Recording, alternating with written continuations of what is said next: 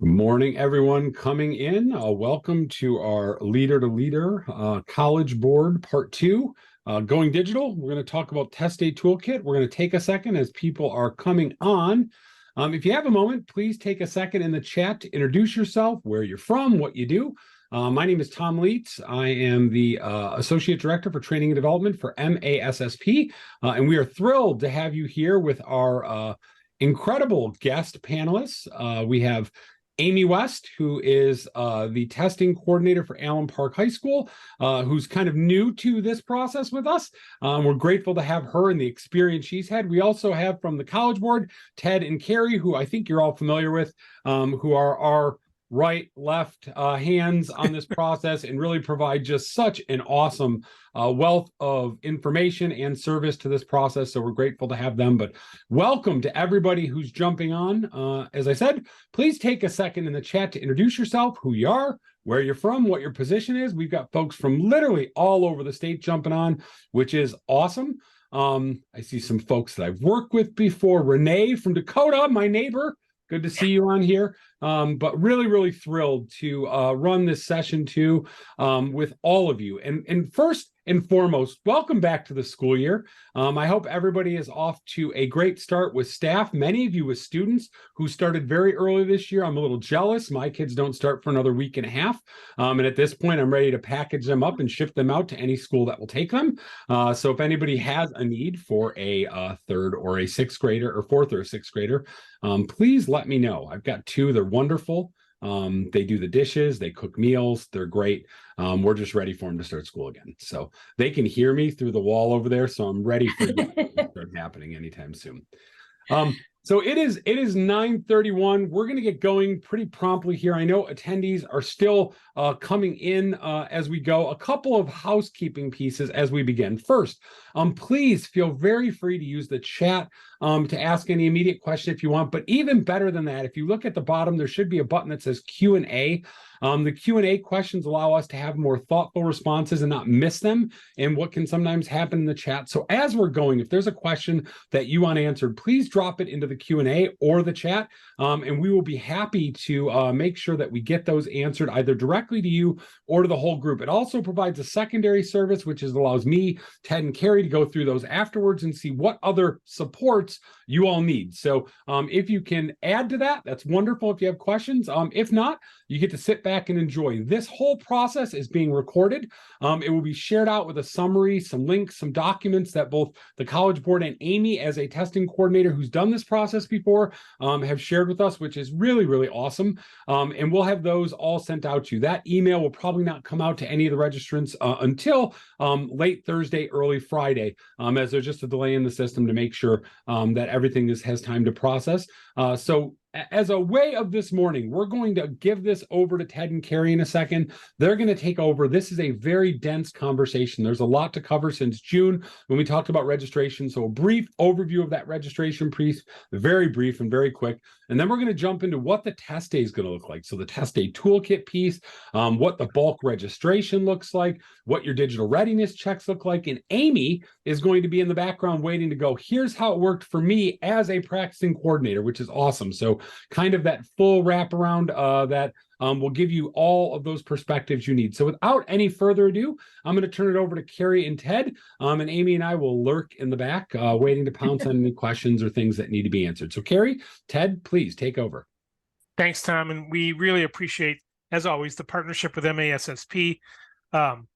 Just really enthused that we see so many people participating, and I know many more will watch this in the recorded version. As Tom said, we have a lot to cover, and there have been a lot of developments since we last spoke. We're going to do a little bit of review for those of you who may not yet have ordered, so that you can go through that process, but we'll go very quickly through those initial slides. We're going to spend the majority of our time on how you register once your order is placed, what the Test Day Toolkit will look like with what we know at this point. We also want to spend some time on the absolutely critical digital readiness check And then we'll have just some talking points about parental permission, parental notification, and some really important reminders about homeschool students as well. So I'm going to let Carrie navigate, and I'll turn it over to her for the initial part. Again, as I said, we are going to go very quickly through the ordering portion, spend the majority of our time on registration, Test Day Toolkit, and digital readiness check. Carrie? Good morning, everyone. Welcome back. I hope you're having a great week, whether you have students or they're on the way in the next week or two. We're so happy to be here with you today. As always, our emails are on the very first screen. So we're going to share these slides with Tom so he can send them out to you. We might want to add a few things after we're done today based on your questions. So we're going to wait till afterward.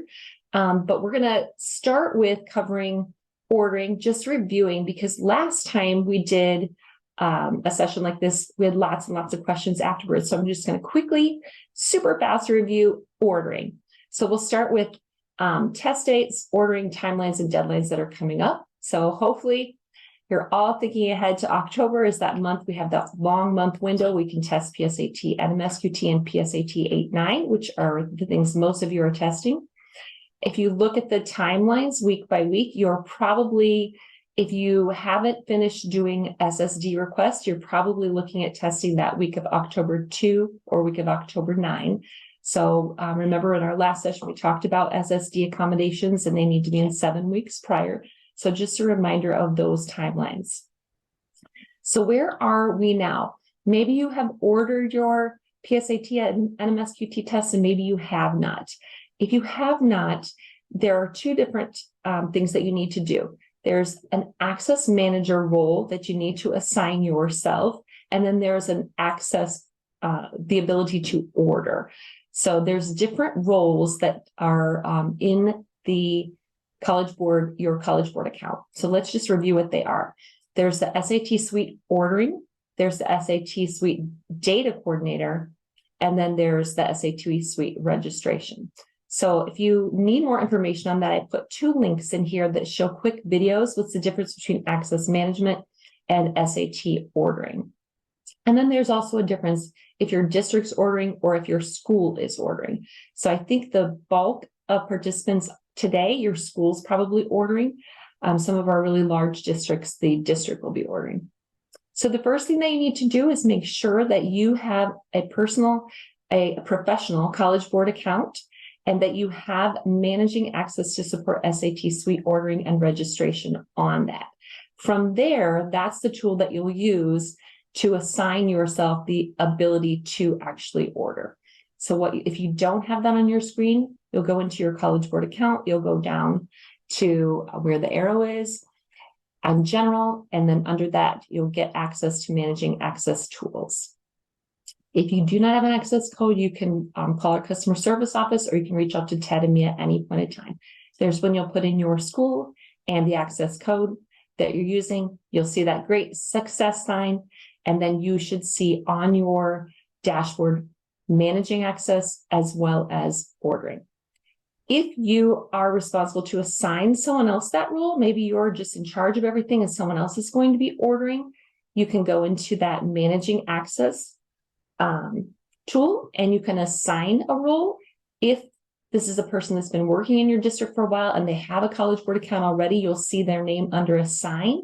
If you don't see their name anywhere, you'll go to that invite users tab, and that's where you'll invite them and give them a link to have that role, just like the K-12 portal works if you're used to using that.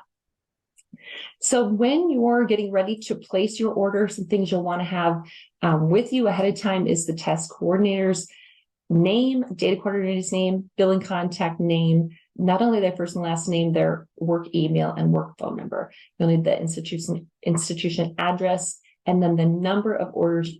If you're ordering from a district level, the number per school, and your expected start date. Even if you're still swaying back and forth between a date, put a date that you think the earliest might be that you're going to test. Then you'll click on the SAT Suite ordering and registration. You'll see a screen that looks like this. You'll click on order new digital tests. There's where you'll put in the numbers that that you're going to test, how many PSAT for 11, how many for grade 10, how many PSAT 8, 9 for grade 8 and for grade 9. Then you'll get a confirmation that those numbers are correct. You'll click complete order, and there's where you'll choose the start date, which grades are taking the tests, and there's all those contacts that you'll be entering in. Carrie, just real quickly, even though you can see PSAT 10 for the spring in that school ordering portal, you do not order spring tests. So spring tests are done on the back end through the secure site with our work with MDE. So only if you're ordering today, you're only ordering fall tests, and that's PSAT and MSQT and PSAT 8-9. The SAT, if you're giving that to 12th graders on school day, is still a paper pencil test. Great reminders, Ted. Thank you. And then you're going to get the terms and conditions, agree to those. And that will be it. You'll complete your order. You'll receive a notification stating that your order's been submitted, and then you will be able to see those numbers when you log back in. So now we're going to go to registration overview, and Ted is going to take it from here. Sure. Thanks, Carrie. And, important note, if you're having any challenges at all with ordering, please reach out to us so that we can help you. If you need help getting your access to the Manage Access tool or the SSOR, the SAT Suite ordering and registration site as well. Okay, so let's go ahead. We're going to talk about registration file submissions. So if your order is complete, then what you need to do before you can test is you need to upload the file of students who will be taking the exam. So that's called the registration file. You cannot upload the file unless you have an order. So what Carrie said in the initial slides, you must have an order in the SSOR site, and then you'll be able to upload your registration file. It must be in CSV format, and each assessment that you're giving requires a separate file. Now, there are some real tricky points here to this file upload. You can only upload full files, so you can't do a partial upload and then upload the rest. What you would have to do is, if you made a mistake in your initial upload, you'll have to upload a second full file. There are a couple of data validations that occur, so the system itself helps you make sure that you're uploading the correct file. Step number 2 is taken at the school level. So the registration file upload can either be done by the district or by the school. But step 2 must be done at the school level. This is where you're validating and registering students. You can add, delete, or edit individual student records in this step. You can select the students to register. So there'll be a big list of students from the file upload, and then you select those students who actually are going to take the exam. You can make some changes to the individual student registrations through the through the testing window, but here is an important point. You have to allow 2 business days for changes to be processed in the systems. This is really important, folks, because in the past, when you had extra paper and pencil copies, you could kind of take care of any last minute registrations or new student additions because you had extra paper pencil copies. You cannot do that in the digital system. So any changes to your registration, you have to have at least 2 business days. This is going to be really important when we talk about homeschool students. So just note that. So registration file specifications are available.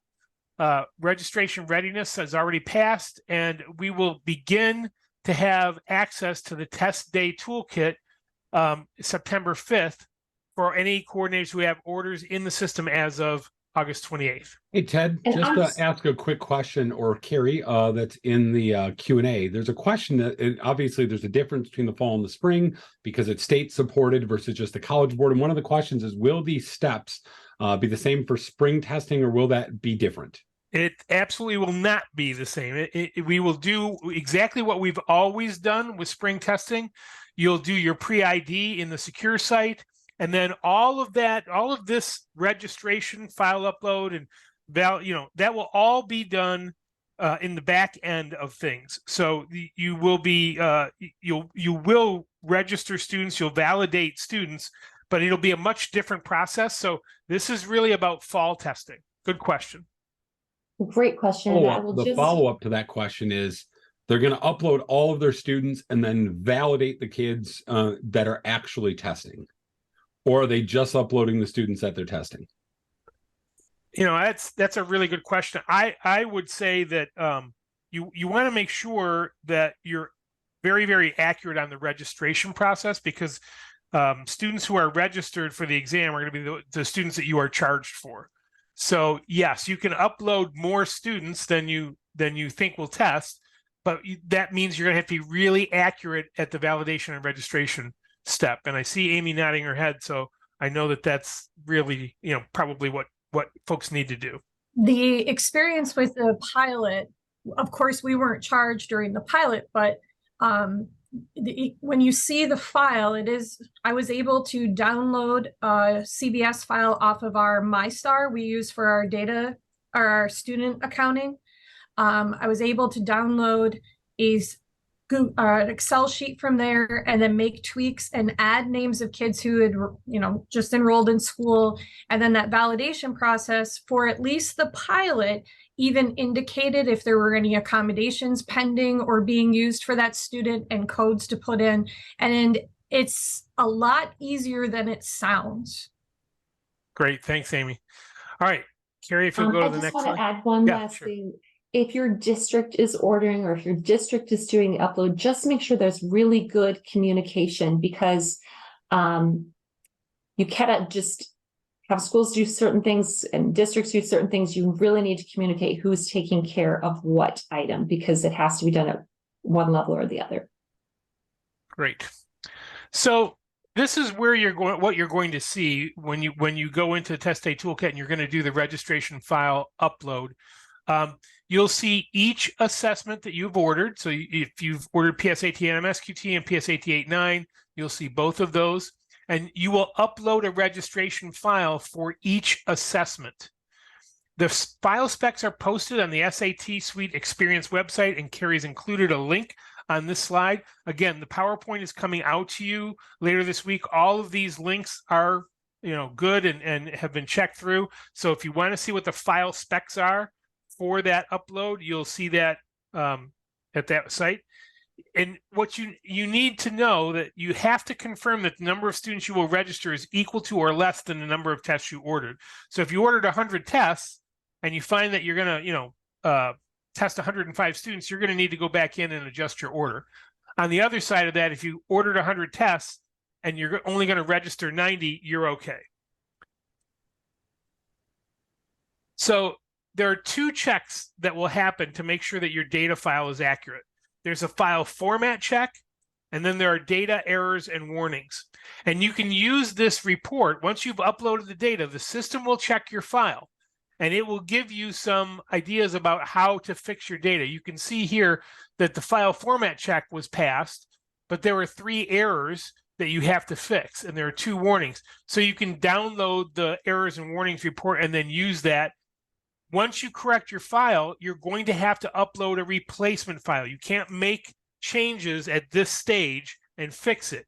You have to take your file, make those errors, take care of those, and then upload the new file. And again, the system will check and make sure that everything's working. Then you'll get a data validation. It's your final opportunity to review your data before you complete the file upload. You can only upload 1 registration file for each assessment. So you're going to be uploading 1 file for PSAT MSQT and PSAT 8-9. If there are mistakes that you finally catch in this data validation, you can request a full file replacement, but you have to contact College Board's customer service. And if you do that, you'll cancel all the previous registrations. So just be very accurate during this step. And at the registration roster, you're going to need to review the registration data. And this is where Amy said that you'll see the accommodations that have been approved and those that are pending.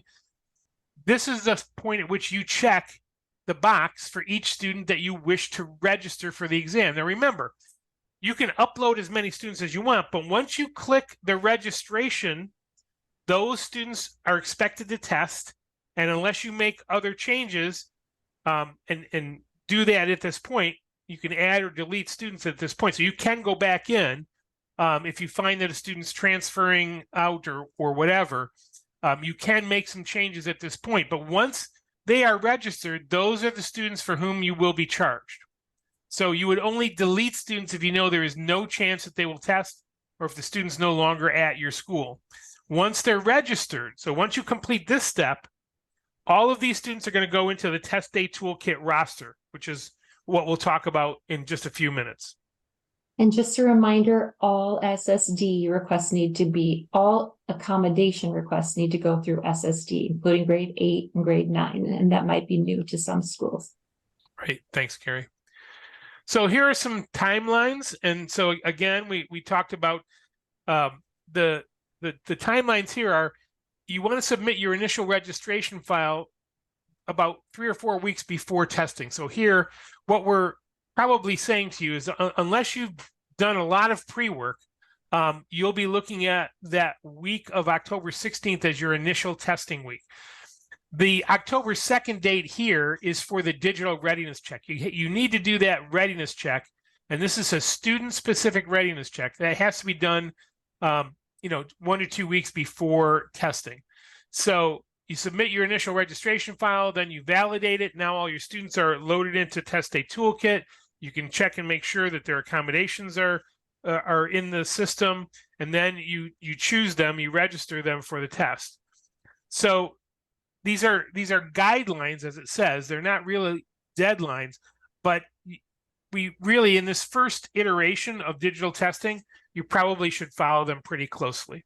One other note, that September 5th date is a really important date. And that is, not only will you get access to TestA Toolkit, but also that is the date by which we are recommending that homeschool students contact a school if they wish to test. And we'll talk more about this at the end, but if you know of homeschool organizations within your district or that, you've had in the past, contact with at your school, you will no longer have extra copies of the test to administer if a student walks in the day of testing and says, hey, I'm a homeschool student and I want to take the PSAT and MSQT. You will not be able to do that in the digital realm. So it's really important, if you know about homeschool testers, that you give them some heads up there. We've included a link to the digital registration guide.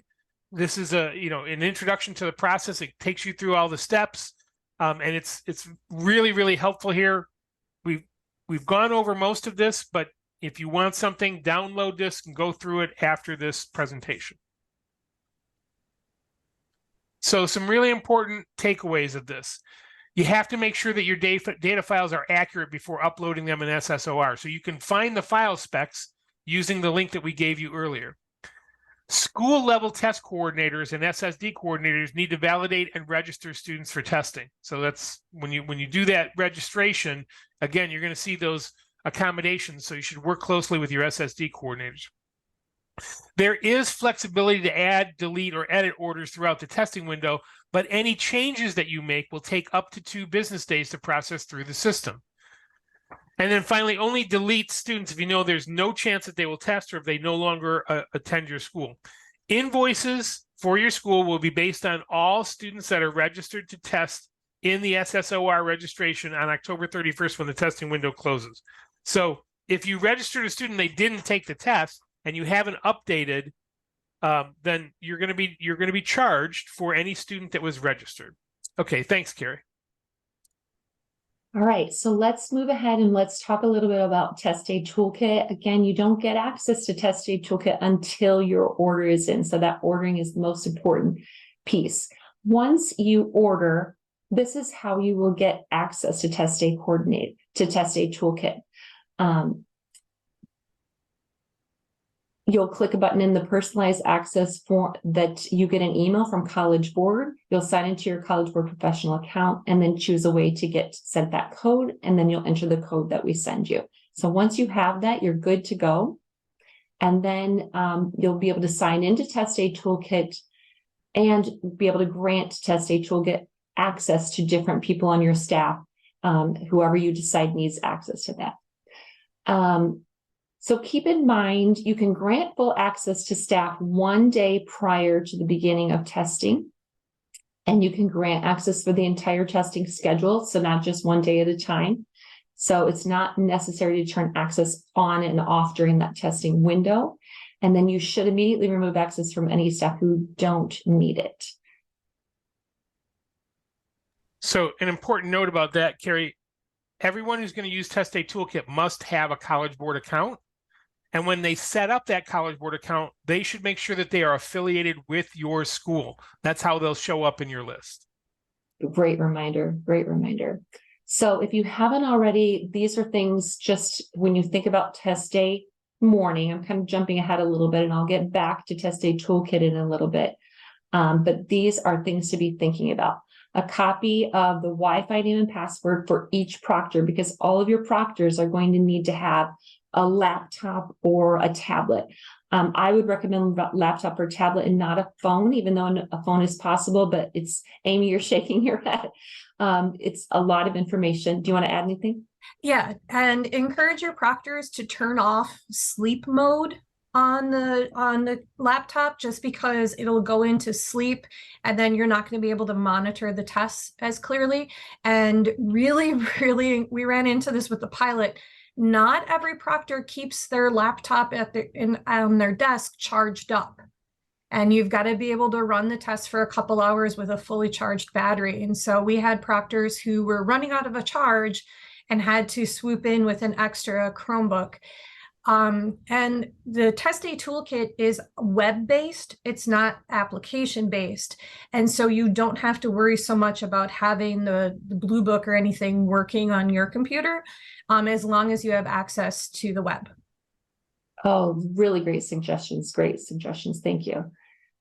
So not only of that Wi-Fi information for proctors, but each student will have 3 sheets of scratch paper. Each student will have a sign-in ticket. Just as Amy was saying, recommend to have power strips, extra power cords, laptop carts if something goes wrong, but thinking about your proctor as well as your students. And if you can, plan for students who have charged Chromebooks or testing devices and those who don't. And we set up seating charts where we had a charging seats. So if a student needed to plug in, we were planned for that area. However, we did not plan for enough charging cables. So we ended up swapping out Chromebooks and devices if a charge wasn't possible. Great information. So good to talk to someone that's actually gone through this process. For some students taking the PSAT 8-9 with EL supports, they can have printed copies of the translated test directions. So that's available. You can see information about that at sat.satsuite.org educator experience. Thinking about technical troubleshooting, you might want to have a room set up for technical issues. And Amy, maybe you did that at your school. So yep. Proctors can send students to that help room at any time. Go ahead with what you decided to do. And pick a location that's central to your testing rooms so that you're not sending them a great distance and having to wait for them to come back. And we found that the easiest way to go about it was to have devices ready to go so that if students had to, we could swap them to save time rather than trying to actually troubleshoot there, as long as they were logged out of Blue Book. If they're already logged in on one device into Blue Book, it won't allow for another login on another computer, and then it becomes frozen and it becomes a College Board a phone call to be able to get that reset and irregularity reports for that. Great advice. So there's just some tips on when we recommend sending a student to that troubleshooting room, and when the proctor should send to the test coordinator if they don't have that test ticket, the test card isn't shown on their homepage, or there's an issue with their accommodations, or if their name or birth date's incorrect in Blue Book. Those are some reasons to do that. Carrie, there was one question in the Q&A that we didn't answer that we probably should. And that was that so let's say you've done all the initial work and you've registered them, but then a student doesn't show up for the test. Can you unregister them after the fact? Remember that the number of students registered as of October 31st will be what you're charged for. So you should be able to unregister them even after the test. But also remember that you have a window. So if they're absent on the day of the test, you can still test them within that window. This is not like, paper pencil where you have to do everything on that same day. So the student's absent but does still want to take the test, and you can manage that. You can still test them throughout the window. Great reminder of that window of time. We're so used to having that one day. So there's plenty of time to do those makeups. This is just a link. That test coordinator test day guide is out and you can access that now. I know a lot of people on this call are really good about reading that whole thing cover to cover. So it's available online right now. So there's the place for that. Let's going back to Test Day Toolkit. This is what the homepage is going to look like. Does it look familiar, Amy? Okay, great. So I've labeled a couple of things to just quickly go over. So up at the top of the page is your navigation bar, and we're going to go through each of these menus. When you see home, rooms, staff, students, what you can do under each of those. Part B is that auto setup tool to track your setup progress and see what still needs to be completed. On C, that's going to give you that number, the administration detail, registered students, so the number of students that are registered to take the test, testing groups, so the number of different testing groups that you have. So this is going to help you determine the number of rooms that you need. Total rooms, so the number of rooms you've added to the administration. Total capacity, so the number of seats you've designed for each of those rooms. Approved staff, so this is going to have the number of staff you've added to be able to test this particular administration. And then test administration tools. There's a tile contains each access to a different administration area and a brief description of what you can use it for. Amy, did you have something you wanted to mention? No, it looks, the auto setup is new. That wasn't available during the pilot. And there seems to be, they seem to have taken the feedback from using it and definitely made it more user-friendly than it was during the pilot. Oh, that's so great to hear. That's so great to hear. There's a tile with irregularities, and we'll talk a little bit more about that in a minute. And then down at the bottom, some help and support tools are listed.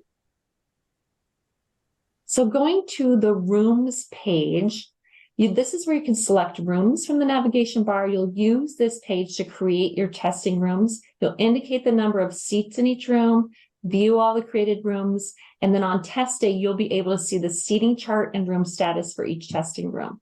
So you'll click into each testing room to view and edit those details. You can change the room status. You can assign a proctor or a room monitor or a room monitor. You could rename the room and you can adjust the room capacity. So after testing is completed, you can select download all seating charts, and that's where you can print those and keep those for a record for yourself. On the staff page, you'll use this page to add staff to the test administration. So you can click on add staff. The first time you add a new staff member, you'll complete the fields under add new staff to TestA Toolkit. And once you add a staff member, they'll be available for you to quickly add for future. So this will be available for future tests that you do. You won't need to re-enter them every time. So you can search for staff. Go ahead, Amy. I sent out a Google form to all of our staff collecting their cell phone numbers. One of the easier ways, you have to do a two-step validation process to get your staff members on here. And one of the easiest ways to do that was through a text message, getting a code to validate them as a proctor. And then making sure that they look for this email to be able to be added. Some of our staff members just kind of forgot that it was going on and it got lost in the vortex, if you will, of school emails. Great tips. Really great tips. So on the staff page, this is where you can grant or remove access for a staff member by clicking on the box next to each name and selecting the action in the Choose Action drop-down menu. So it's really important to remember that staff will be able to sign into the toolkit prior to you granting them access, but they'll have a limited view. So once you grant their access, they'll have the full functionality. So we recommend granting access the morning of the test. Amy, did you do that the morning of the test as well? Or did you the day prior? We did the day prior just because the script is different. And we knew that the script was going to be different in order to ease. One of our theories is that if our proctors are stressed, our students will be stressed. And so to reduce their stress levels, just like we would hand out the proctor book on the paper pencil tests, we gave them access the day before and asked them to look through the script, look through the clicks that they're going to have to do so that it wasn't brand new to them that test morning. That's a great suggestion as well. I had the opportunity yesterday to sit in and test this as a proctor, and I had nothing more than 5 minutes before, and it was pretty simple. There's not a ton of reading, and there's a lot of click next, but I love your suggestions to give it the day before. I'll be honest, our proctors in our rooms have always said, oh, we're bored wandering around looking over kids' shoulders and that kind of thing. You're going to be doing even less proctoring this. And so to be prepared that this is the chance for a lot of active monitoring and moving about the room and checking when breaks are going to be, because it's a fraction really of what would be read in the books compared to this.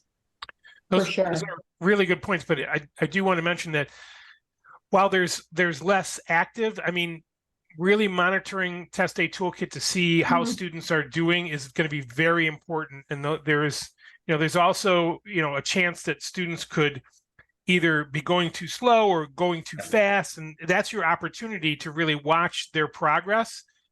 You might even see some students who exit Blue Book, and you'll be able to see that in TestA Toolkit, and you'll be able to monitor what students are doing during the test. And we encouraged our proctors as they were watching TestA Toolkit to, as they were moving about the room, to check to see if that was matching.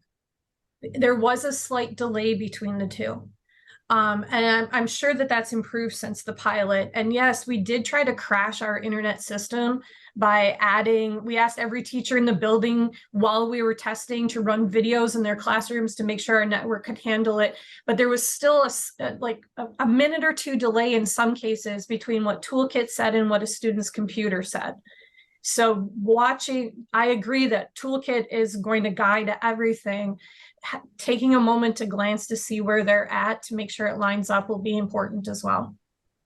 And just a note, you will not see what question every single student is on. You will see if they're testing, you'll see if they're on a break, you'll see if they've submitted and they're finished, but you won't be able to see if they're on question 1, 15, or 30. So that's something you'll still want to walk around the room watching for those students that go from 1 to 30 in 5 minutes.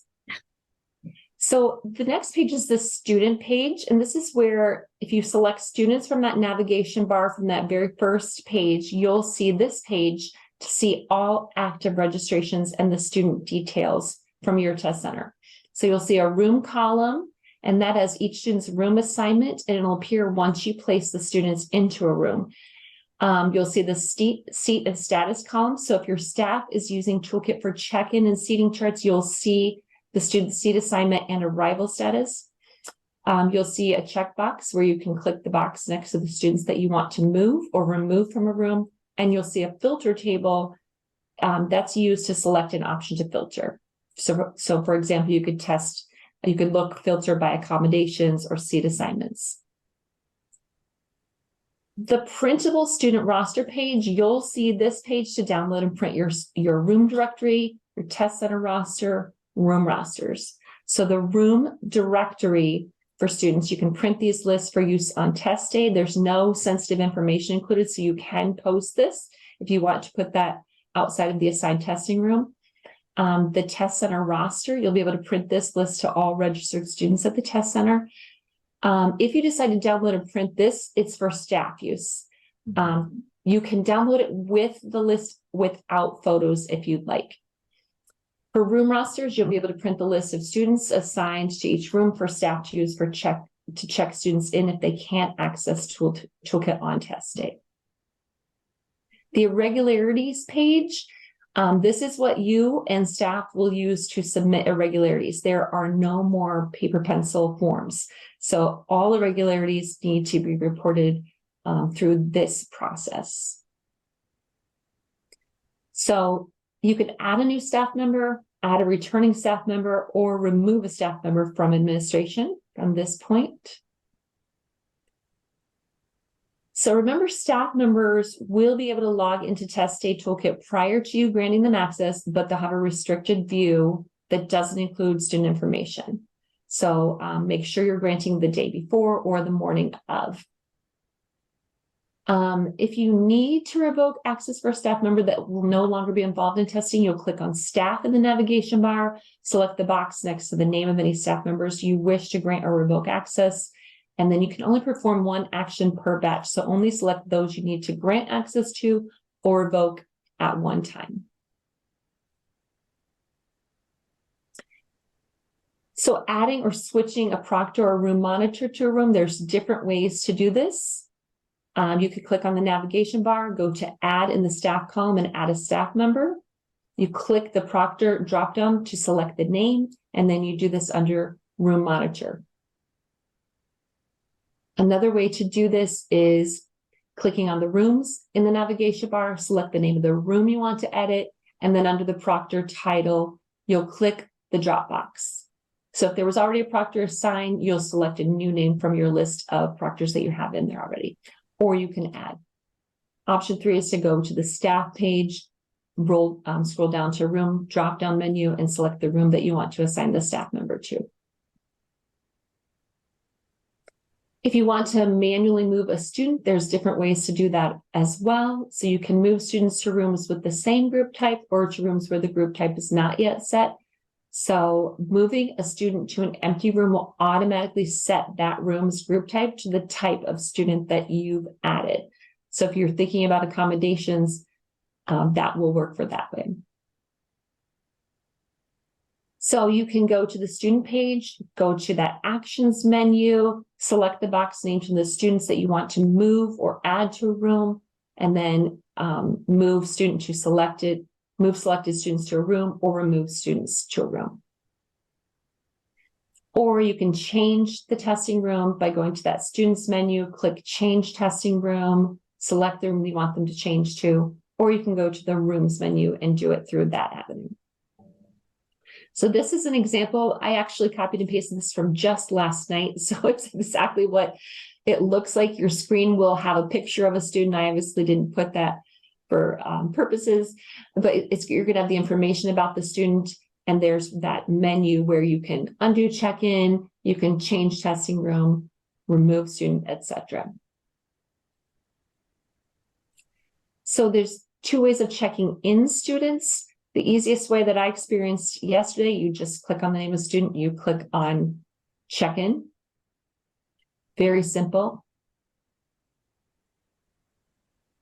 All right, so we did not take time to go through every single screen and every single thing that you'll see in TestA Toolkit. There is a manual that you'll have that has screenshots that's really spelled out. I picked just some of the things that I thought would be important. But Amy, is there anything that you would like to add or change? Prior to, because I'm older and love my paper and pencil, I did a lot of planning for rooms and numbers prior to loading the rooms into TestA Toolkit, kind of my rough draft version, to make sure I had things labeled the way I wanted them labeled. And I worked a lot with our SSD coordinator to make sure that those kind of things lined up, trying to keep testing rooms. We moved the SSD accommodated students a little bit further away from the regular, just because, and I saw this come up in the chat as well, breaks became an issue. Each student has their own timer on the test, and even if they're 30 seconds different than the one next to them, that means their breaks are going to start 30 seconds apart. And so students walking in and out became a distraction for especially our accommodated students. So to minimize that, we tried to rearrange the rooms a little bit. We learned that our pilot went over 3 weeks. We tested a different grade level each week. And so we improved that system as we went along. But that planning ahead of time, like mapping out the building and which rooms will have how many students in there and how we wanted to label the rooms, we did prior to putting it into Toolkit. And we even went as far as having our proctors kind of figure out where they want their seating arrangement to be. And we gave them seating charts to fill out and have that plan in advance, mainly because that's what we're used to doing.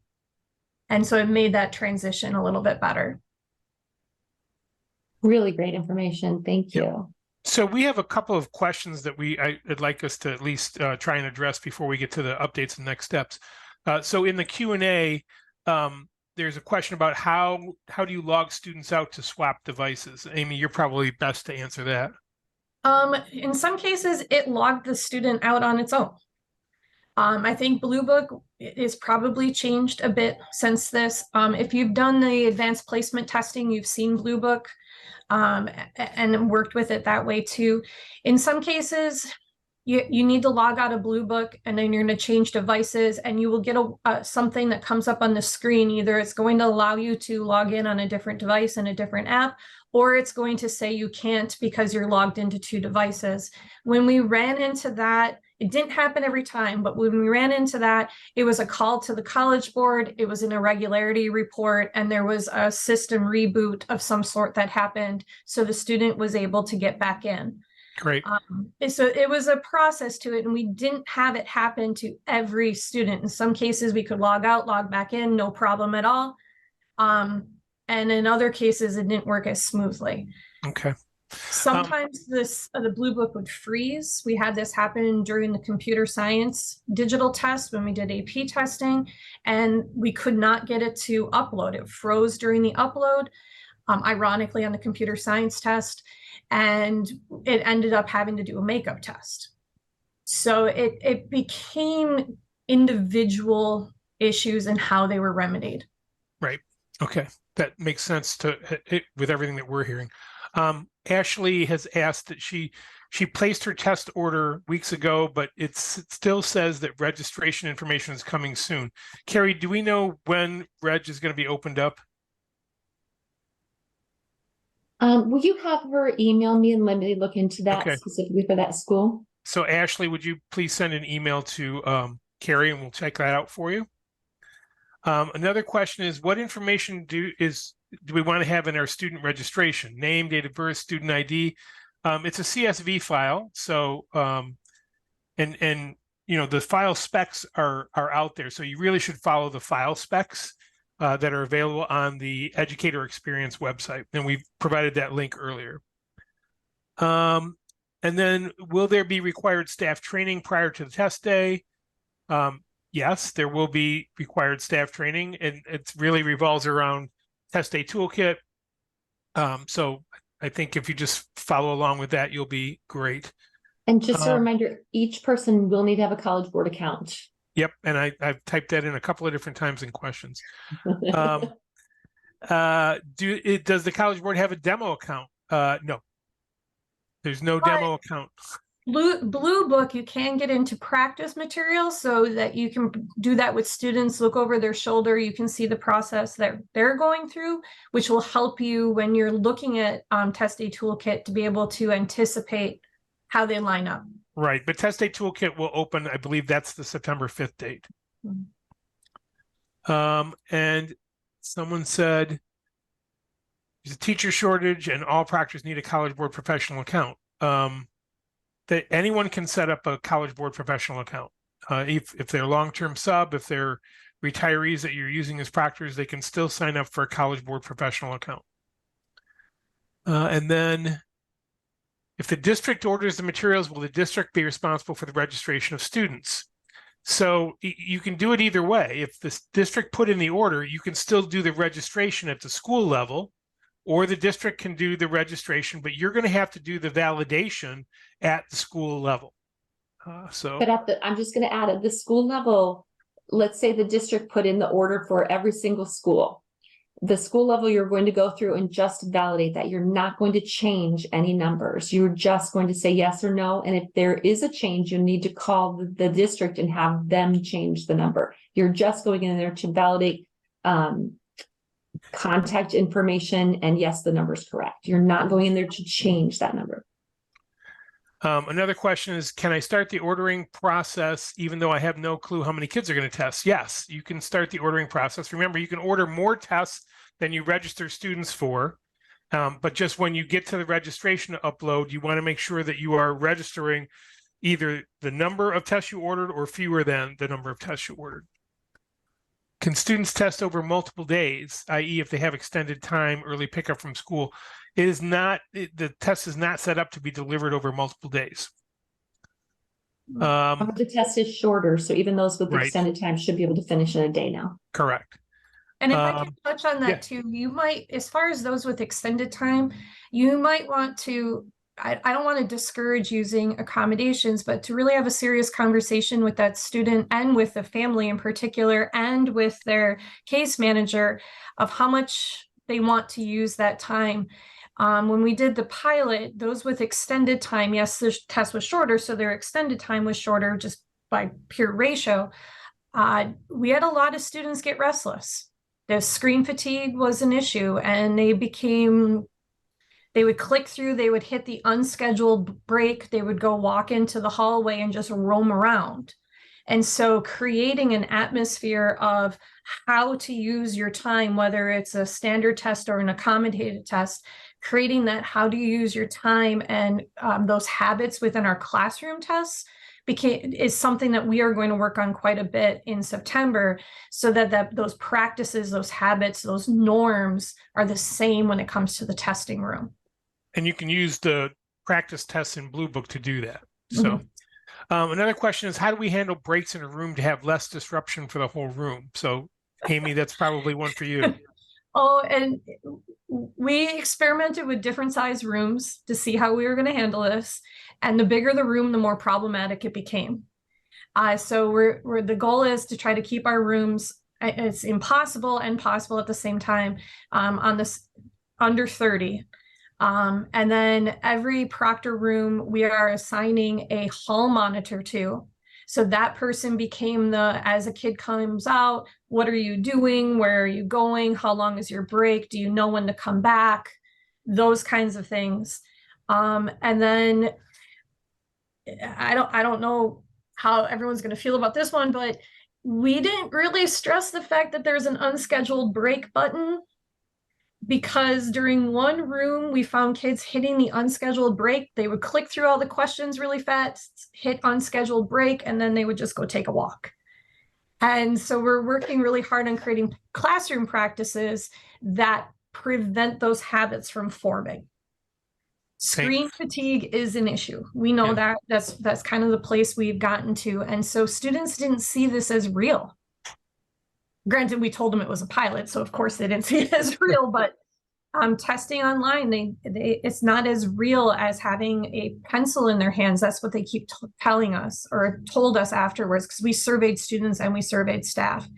And that is something we're going to work on in September quite a bit before doing the NMSQT. So really kind of taking them back to their M-STEP days and helping them understand that, this is like what you've been doing in elementary school and middle school with M-STEP. This is a real test. Right. I want to get through a couple more questions. Will College Board post a staff training? There will be a training email sent to the test coordinator, and then the test coordinator can distribute it as necessary, because we won't know how many proctors you have until they're entered into the system. Then there is, will there be training specifically for PSAT 8? I believe that the test coordinator training is going to be generic, because it's for using TestA Toolkit and for using Blue Book, and it really won't be test specific. Let's see. And then there's a question about timing, and there will be an individualized timer. So students could finish test sections at slightly different times. The class or group will not start a new section of the test until everyone is finished with the current section. That was not our experience. Because their breaks were at different times, their next tests started at different times. Right. Okay. Thanks. Andrew is asking, can we schedule breaks so that everyone takes a break at the same time? We didn't have that experience during the pilot. That wasn't an option for us. Okay. I think I answered that question. Is there a limit to the number of breaks a student can request? The break question, can you email that to me? Because I will get back with you on that one too, because Okay. that has come up.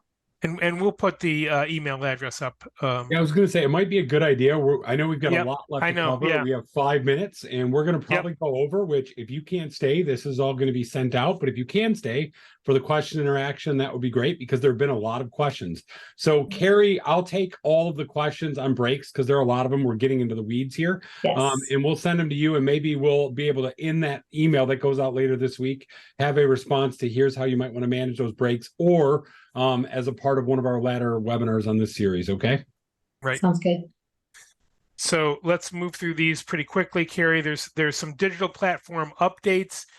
Blue Book is going to perform automatic updates, and students have to test on the current version. So their computers should be set to allow automatic updates. If they're not allowed to have auto updates, then IT staff will have to ensure that the latest version of Blue Book is installed on any managed devices. We will communicate when updates are released. There is a planned update for Blue Book at the end of August. And if there are critical updates that are necessary, they'll be made available on Friday mornings. This is really your go-to website, the In-School Educator Experience webpage. It has all kinds of resources. The link is here, satsuite.org, educator/educator-experience. And this is where we're going to be posting lots of information. In fact, if you go to this website and you click on Test Day Toolkit, you'll find out about the webinars that are going to be available very soon for Test Day Toolkit. So these are the key steps. The ordering should be, complete by now or very soon. Then you submit your digital file, which will be used to deliver the test packages. There'll be training available in September. Make sure that the digital readiness check is completed. And this is a student-specific digital readiness check. It is not a machine-specific check. It's per student. So let's move on, Carrie. So these are the anticipated dates for this. Test coordinator training email should go out, we're assuming next week. Registration will open September 5th. So that's when you're going to be able to register students. And then Test Day Toolkit access begins on that same date. And there will be test coordinator and SSD coordinator webinars in September. Every staff will need a College Board Educator account, and they can set that. It takes literally 5 minutes to set up an educator account. Make sure they are affiliated with your school. So there's a how-to here. We're going to go past that because I assume most people, unless they're new proctors, have already got their College Board account set up. So administration, it can begin anytime during the school day, but it must be completed by the end of the regular school day, and it cannot be paused. So testing should occur either before or after lunch. Devices can be used by more than one student for testing, but they have to be charged up if they're going to be used more than once on the same day. And if your district does not allow apps to auto update, then have a plan with your IT folks to make sure that it's all updated prior to testing. Every school has to have at least one test coordinator and a tech monitor on site on test day. Staffing ratios for proctors, room monitors, and hall monitors are not changing. And staff familiar with administering tests to students with accommodations should be assigned to proctor those rooms. Any testing staff must not be involved with any paid SAT coaching or prep services. More here on testing policy updates. There has to be a wall clock. The spacing and desk requirements remain the same. That was a question in the Q&A section. So there still is the 3 feet of spacing so that proctors and room monitors can move freely. Computer labs may be used, but students should not be able to see each other's screens. You can use auditoriums, but every other row must be empty. And you're going to do, we've covered the room assignments, I think, pretty well. There are some specialized campus issues there. If it's a specialized campus, it has to have a level 2 AI code. It's not true of offsite. It's just if you have a specialized campus. Let's move on. Okay, now we have just a quick walkthrough of what's coming from the Michigan Department of Education. As in the past, Michigan Department of Education is going to provide some guidance on student and parent information that needs to be provided. So during the testing procedure, when students are doing their digital readiness check, when they're doing all that stuff, students can opt in to Big Future School and Connections. And we'll give you lots more information on Connections in the coming weeks, but suffice it to say that whenever students opt into something during a school day experience, you must have a parental permission on record. So that can be done in a number of different ways, and MDE is working currently on the guidance. A sample form will be available if you're going to have students, if you're going to get parental permission for students to sign into Connections.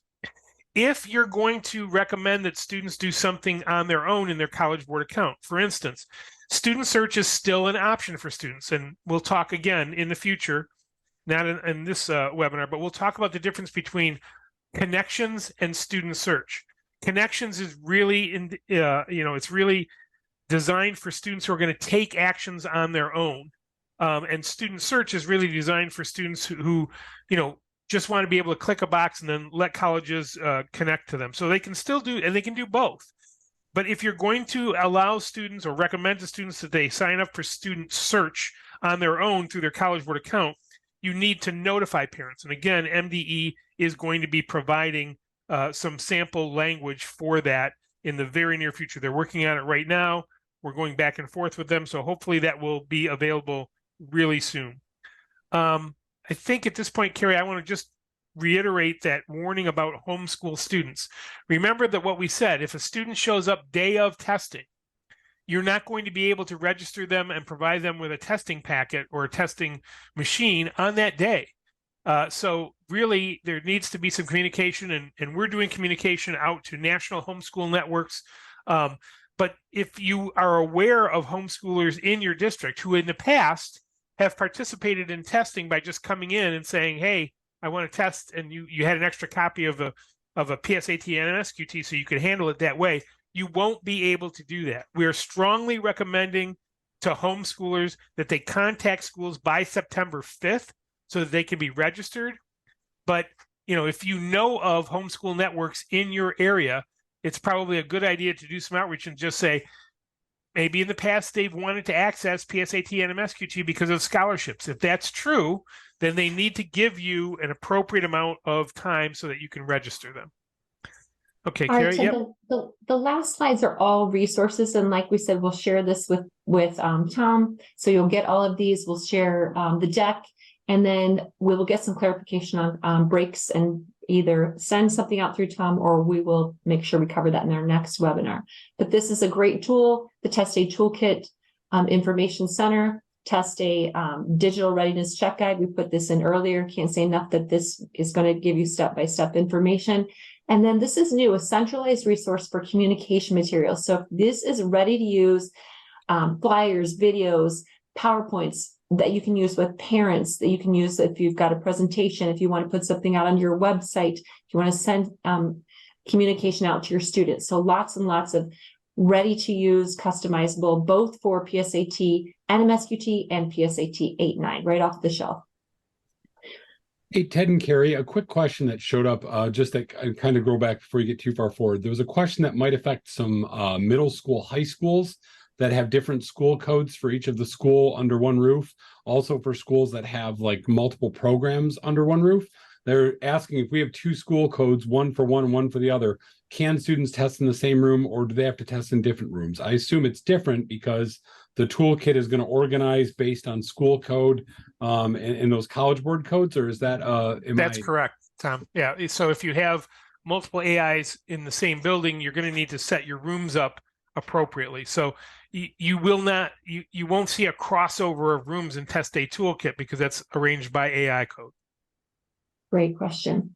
These, I believe we've talked about before, these are great instructional resources to share with your teachers. The assessment framework is going to give you information about the test itself, the sample questions and answer explanations, and then the specification overview is really going to give you, really hone in on the domains, the skills taught, the number of questions per domain, lots of great information for your teachers as you get ready. This is the digital SAT self-guided courses. They have small, short video modules on just about everything. So if you're looking for a quick video, maybe you're thinking of your staff meeting with your staff to just give them an information update, lots of great videos there. This, I tried to put everything on one page. They're all linkable. So when you get this from Tom, it'll be much easier than scrolling through the whole deck. It's got different, all of these are links where you can find those information. And then last but not least, our customer service information for you. So we thank you for being with us today. We wish you the best school year ahead. We'll stay on a little bit later. And like we said, we'll get back with you on some of your questions, especially on the breaks.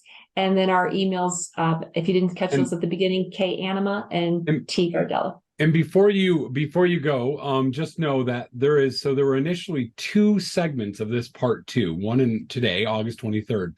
There's another one that will be on September 22nd. It will likely not be a repeat of this session because there's going to be more information. We'll be able to talk more specifically where you'll actually have had access to the TDTK and leave a little more time for answering some questions around what that test day process might look like. So in the chat, I've dropped a link to this and the other parts of this webinar series.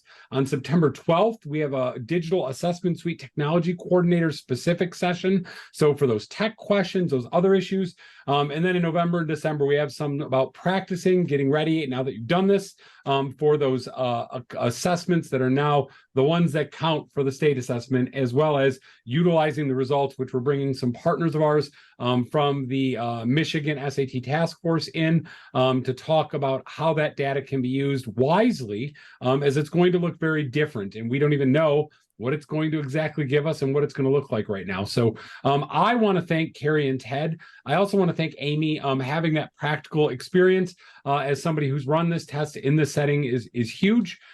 As we talked about at the beginning, this has all been recorded. At the end of the week, if you registered, whether you were one of the 180 or so that were here today, or one of the 100 or so others that registered and didn't show up, you'll get an email and you'll see that this webinar recording, as well as any of the attachments. So I want to thank our partners for being here. I want to thank all of you for joining us, and I want to wish everybody a great start to the 23-24 campaign. I hope it's a wonderful one, and that everything goes much more smoothly than the weather outside of my door right now is going. So have a great rest of your day, everybody. Ted, Carrie, Amy, thank you so much.